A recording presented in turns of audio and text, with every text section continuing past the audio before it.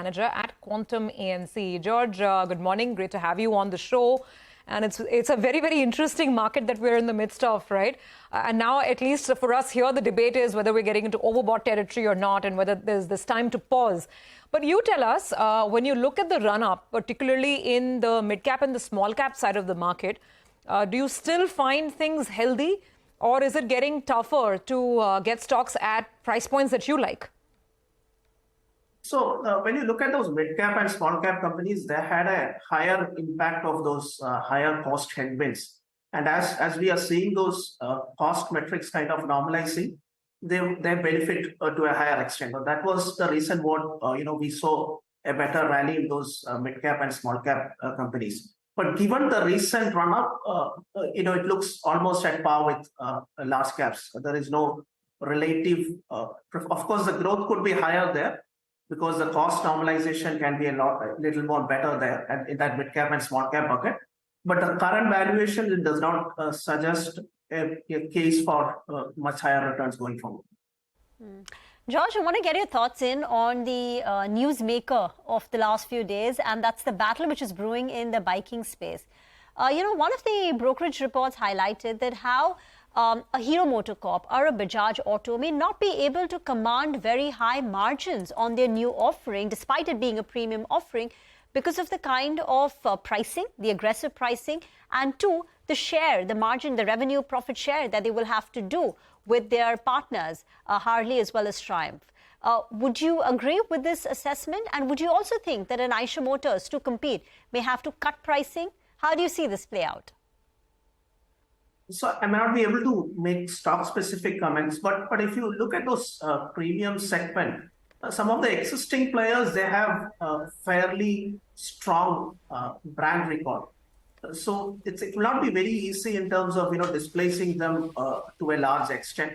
So my sense is the growth would be quite gradual, even for the premium launches by the traditional players. And of course, when you are pricing the product on a very aggressive side, either you would have to do some bit of product engineering to make those cost metrics more viable, or otherwise, over a period of time, as the acceptance gains, they should raise prices. I think the later looks more probable at this point. So we don't see a risk of massive pricing war in that segment. Okay, so you're not expecting too much of a pricing war, but what's the overall sense that you're getting on auto? One thing that's very clear is that the bottom of the pyramid seems to be hurting. We've seen that in the compact car sales for Maruti at a time when it's launching, this big MPV, which is worth over 28 lakh rupees. So, how are you looking to play the auto sector, given that there's been a very smart run up in the last 2-3 months in stock prices? So our sense is, players who are catered to those mass segment on the bottom of the pyramid should see a disproportionate benefit going forward. Primarily because over the last few years, even though there was economic growth, but that was more driven by the premium consumers. Their incomes were not as much impacted as the mass segment by the high inflation and things. So as things normalize, we should see that bottom of the pyramid or the mass segment getting to a comfortable position at a much faster pace. So in terms of that relative difference, the mass segment should benefit to a larger extent, and that will reflect in those patterns in terms of auto sales. So what we observed over the last 2-3 years could reverse. Even the premium segment can do reasonably okay, but the pickup could be much sharper in the economy segment. So you would play for the recovery in the mass market segment for two-wheelers. Have you looked at oil marketing companies? Is that a segment that you like? Because two of the large players, IOC, BPCL, are likely going to get capitalized. They have some fundraise plans. And for BPCL, it's a large amount of 18,000 crore rupees. Plus, their marketing margins are going to be very strong, given the way crude prices is. Is the space attractive, or do you think the rally is already played out? See, so one of the reasons why they have been able to make reasonable marketing margins at this point is they've suffered losses in the past when the crude prices remained high.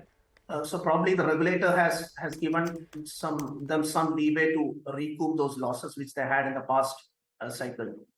One of the major headwinds or troubles in terms of identifying opportunities in this space is in terms of predicting those government policies around these companies. And that has been a challenging aspect. So adjusted for that, the current valuations, it doesn't offer too much comfort to us. Of course, the current marketing margins and refining margins are looking reasonably okay. But on a normalized level, we don't feel that could sustain for a longer period of time.